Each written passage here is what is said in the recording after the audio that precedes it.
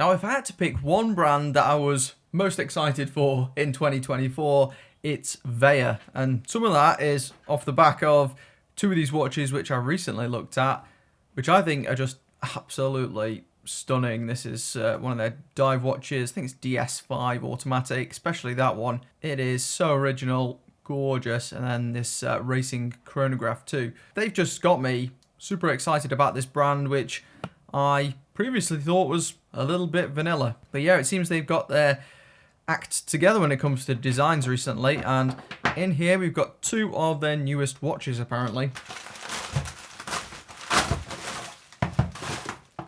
Now, I get messaged by loads of brands all the time wanting to send me their latest releases for review. Now, the great thing with Vaer watches, at least from the experiences I've had with them, is you're pretty much guaranteed that the watch is going to be good quality for the money. I'll affiliate link both of these in the video description, by the way, if you want to check them out. Let's take a look. Okay.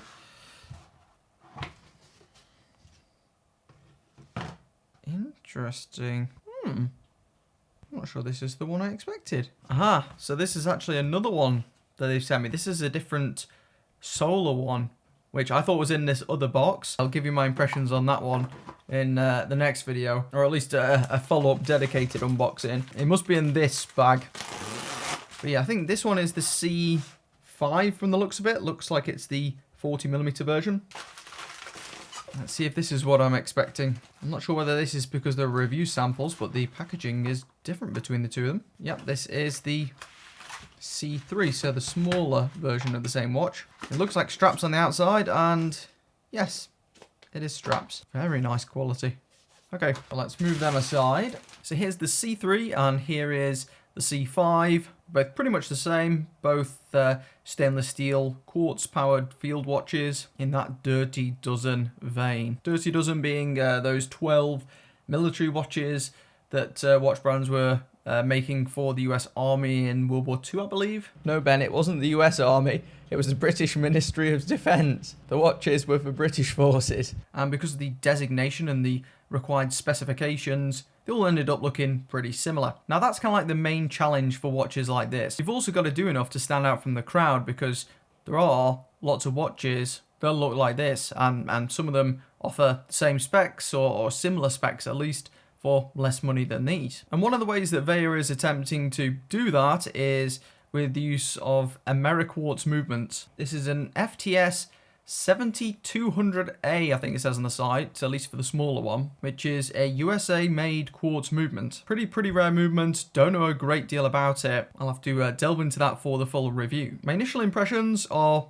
fairly good. I think I definitely prefer the smaller watch here. I think proportionally, just something about the width of the dial and the size of the numbers, I think it just looks better. Really like the handset on both this syringe style handset. Really nice, like raised edges almost, and then the lume is more deep set in than a lot of the watches I've tried.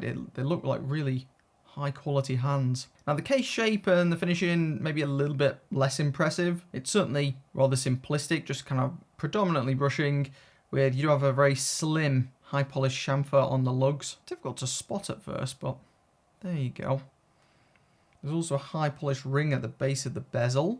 And it's the same with the bigger model. This is the 40mm version, the C5. So it's nicely executed, similar to the other C3 watch I looked at a couple of years back, but not quite as slim, which is somewhat of a shame. I really like super thin watches. Now, my most relevant experience to watches like this is probably from a couple of Bultini watches. Now, I do have one somewhere that is almost identical in terms of style to this one with the black backdrop, but the only one I can find at the moment is this version, which almost has like an inverted sand colored dial with black numbers instead. And when side by side, I do think the Vaer does look like the more premium watch. Case especially, I mean, this is a much more simplistic case, even though it is very well cut. But the Vaer is significantly more expensive. I like how this watch is available in two sizes. Let's get the calipers out, see exactly how small it is, because this is a pretty small watch, the C3. So I've got it as 35.8 wide there, so actually slightly under 36. Lug to lug, 43 on the dot, and the crystal's slightly raised. Got a thickness of 11.3. I suspect it's slightly less without the domed crystal. Now the C5 has a diameter of exactly 40 millimeters, 47.8 and 11.4 thick, so similar thickness. Now I already know that this 36mm one will be better on my wrist. Now this particular one they've shipped me, whether this is the stock option or not, I can't recall, but it's this nice silicone band with this cool hole in the end. Now what this does is it gets tucked into by the keeper there. So you can kind of clip it on, there we go, like so, and then you never have any flappy bits. Now from the side, it might not be the best looking case, but as you move the watch to and fro like that, those super slim chamfered edges, they do give almost like a glow effect.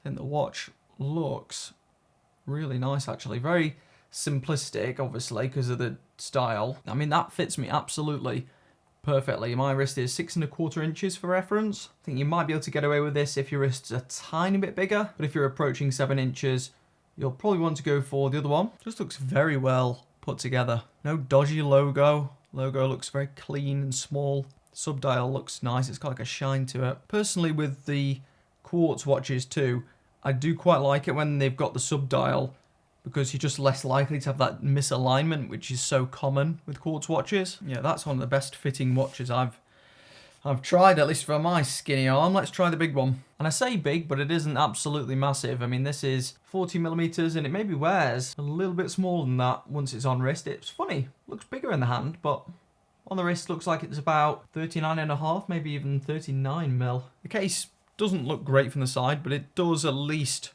wear pretty flush to the arm with both of these cases. And the reason I've been sent these is because originally the last two I was sent, which is that dive watch and the chronograph, I just took these in because I thought they looked pretty cool, and then I was going to send them off to some of our reviewers for a written review on the Ben's Watch Club website. But after receiving them, I've just been blown away by them. I'm going to have to do like a full brand review, and I was planning on doing it anyway, and then they emailed me about these new watches. So I figured, you know, if I'm going to kind of do a brand review, we might as well lump them all in together.